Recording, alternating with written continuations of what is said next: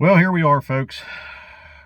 Russia's invaded Ukraine, and anybody with blood flow above the shoulders would pretty much tell you that that was going to happen from the get-go. Um, there was no question that he amassed as much military power and stuff on the borders and stuff of Ukraine that he was going to leave with diplomatic relations. This was planned out. Um, Actually, kind of waiting to see if China doesn't go after Taiwan. Um, there's a lot of talk amongst the veteran community and stuff that witnessing the U.S.'s withdrawal from Afghanistan pretty much solidified these actions that are occurring right now. That it was pretty much a show or a sign of weakness, and that Russia and China had already made their determination at that point that they would go ahead and, as they refer to it, as reclaiming their territories. So this came as no big surprise. I think anybody who, oh my God, they really did it. Boy, you're not paying attention. So the next question is of course, and he says he's liberating just those one regions and stuff like that. He's already full bore. He's going in. He's taking the country. I hope the Ukrainian people. I can only send my prayers and just give them the best and tell them to fight like hell. And I just give them hell, guys, folks. Just I hate to even think of that. And in America, we don't think of things like that. We've had, we had. In the last century, of course, we've had World War II where they attacked Pearl Harbor. We've had, if you want to include World War II, then the Aleutian Islands in Alaska and stuff like that, where the Japanese actually came up there and occupied the Aleutian Islands, or at least parts of the Aleutian Islands. And then, of course, 9/11. And, we've seen riots, over whatever reasons and stuff like that. But as far as full-scale war, foreign enemy, foreign military, rolling down our roads and down our streets and stuff like that, we've never seen anything like that. And it's pretty much inconceivable to even think that that could happen in America. But it truly and honestly could happen in America. And we're just, but it's surreal to think of that happening. And you look at these poor folks in Ukraine, and that's exactly what's happening. I mean, you got people walking out the door on their farm to go out and do their chores. There's freaking jets flying over, dropping bombs on their property. There's attack helicopters, and there's troops coming down the road and tanks coming down the road. And I mean, Europe's had, they're tumultuous at best. They've been in turmoil for centuries, off and on. They've been pretty used to peace for the last 50 years or so. Not even about that much, but, last 30 years for the most part. But, this is just, I'm sure it's very surreal to them. And these people living in their homes, this is their homes. This is what they do. They go home every day after work. They eat their meal with their family. They spend the evening with their family doing whatever they do. They celebrate with friends. They go to bed. They get up. They go to work. And now they're in the middle of a war. And that I can't imagine that. As much as I understand, what they're doing and how they do it and stuff like that, and being a veteran, I've never served in a theater of operations, and thank the good Lord for that. And God bless those who have. But for me to sit here and think about that and just kind of picture that in here around here, I'm going, you know what I mean? It's almost impossible for me to picture that happening around here. And not that it can't or that it won't, but just to think about it that way. Anyways, that aside, again, God bless the people of Ukraine. Fight, fight, fight, folks. God bless you. Godspeed. Just give them hell. And other than that, if you're not going to fight, run. That's all I can tell you.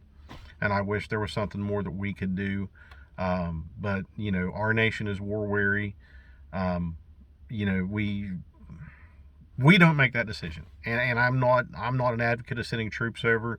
We can send assistance as in, equipment and weapons and stuff like that, and help with logistics and everything for them. But as far as Americans going and dying on foreign soil for freedoms of another country that everybody else should be taking care of, like in that nation, on that continent type of thing, no, I don't believe in that at this point. But anyways, those are my thoughts and my opinions on that. But now, my opinions aside on that, I want to tell you, and not to fearmonger, and not as a I watched your last video, now you're reverting back type of thing. No, my last video I did about people who continuously fearmonger about and predict things and say things are going to happen that don't. You know, and I'm not saying that. What I did do today, and I'll leave a link in the description if anybody is interested, was knowing that Russia is a nuclear power. Not that I would expect or even think that they would do an all-out nuclear type attack.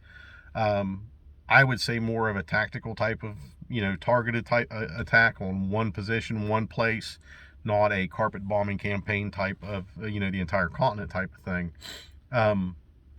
But I ordered potassium iodate tablets for my family, for me, my wife, and my kids. And their potassium iodate, if you don't know, it protects your thyroid against the effects of radiation if you are exposed to radiation. And that can be from a nuclear weapon, that could be from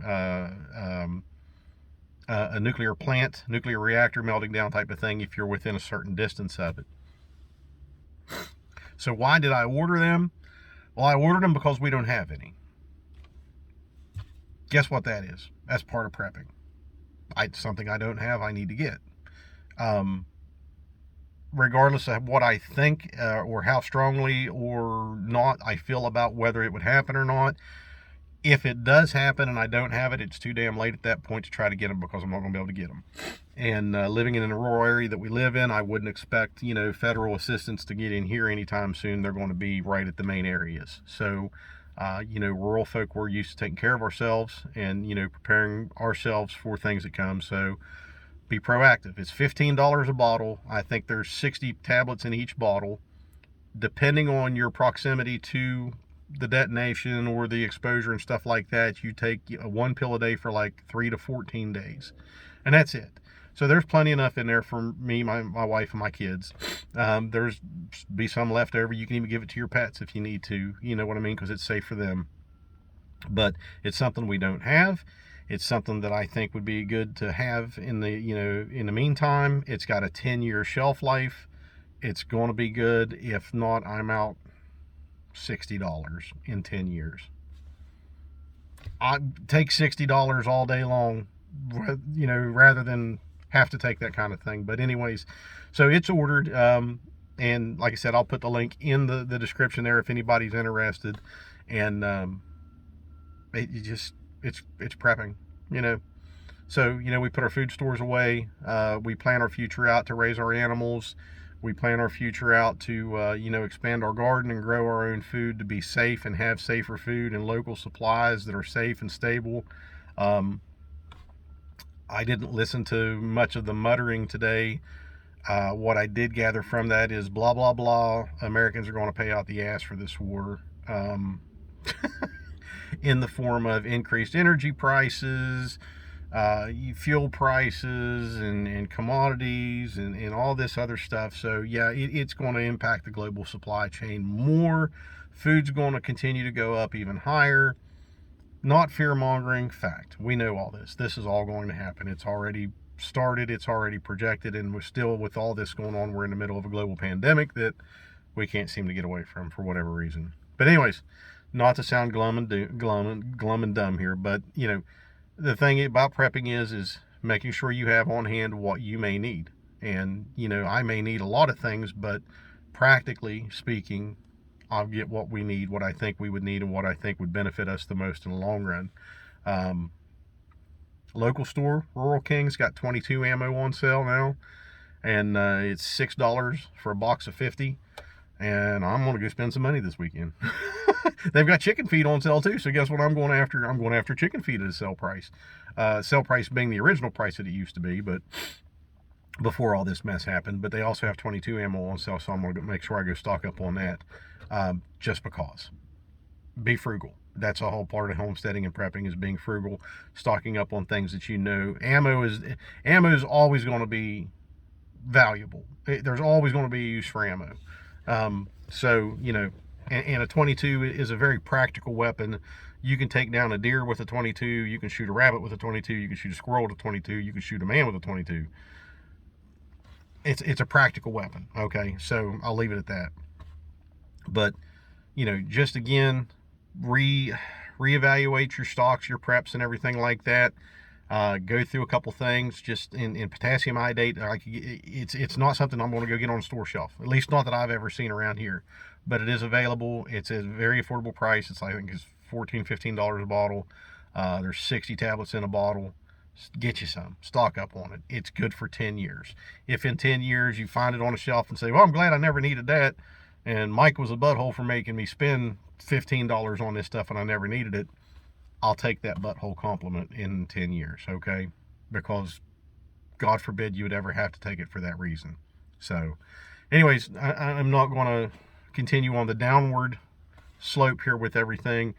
I just wanted to kind of reiterate that now's a really good time to go over your preps and stuff.